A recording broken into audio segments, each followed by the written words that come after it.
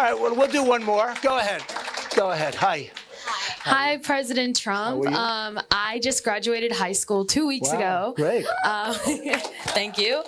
And so my question for you is, since your last term in office, there have been a lot of attacks on education in terms of censorship and all of that. So I was wondering what your thoughts were on parental control and that kind of thing within schools, school choice, and all of that. Education is very important to me, so wanted to hear your thoughts on that. So Thank you. very good question. Congratulations, by the way. Good. Were you a good student? Were you good? Pretty good. Okay, just pretty good. She just got a $180,000 scholarship, a naval scholarship to go to Yale. Wow. Oh, wow. She's very modest. She's very modest. That's fantastic. That's great. Congratulations. Very big on school choice. Can you imagine we even have to talk about parental control and basically having parents get involved? We have school systems that don't even want to talk to the parents about their children. And you talk about changing gender and things where the child can make a choice and the child can be unbelievably young. The country has gone sick. It's gone sick. And I don't like the term woke because I hear woke. You know, it's like just a term that half the people can't even define it. They don't know what it is. But you look at these things like women getting, competed with, men that were men and are men, and they're out there swimming and setting records. You see the records that are being broken? Records that lasted for 19 years are being broken by, 30 seconds. They're trying to win by a 16th of a second in swimming on one of the events. A 16th of a second they're trying to win for years. And a guy comes along and breaks the record by, numbers that will never be broken again. Unless you have another guy come along, and then he'll probably have it broken. The whole thing is crazy. I'm not a fan of LeBron James, but I said, if I were the coach of a women's basketball team, I would have the greatest team. I'd say, LeBron, would you like to become a woman?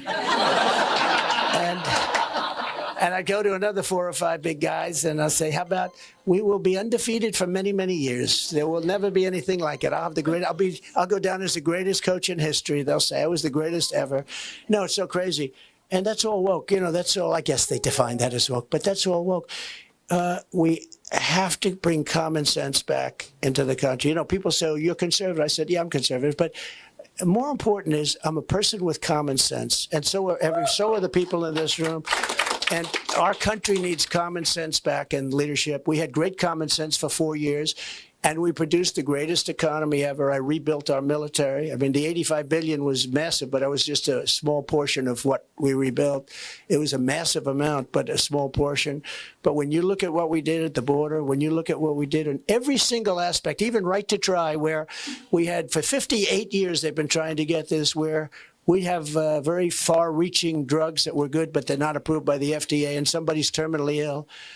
And we couldn't get the drugs. They'd go to Asia, or if they're poor, they just go home and they die. They have no hope.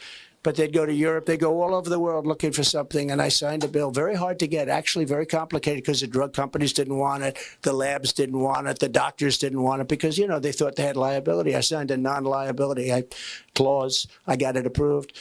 And everybody's happy. We've saved, with Right to Try, we've saved thousands and thousands of lives of people that are terminally ill. And people would say, well, we can't do that because they may die. I said, they're going to die anyway.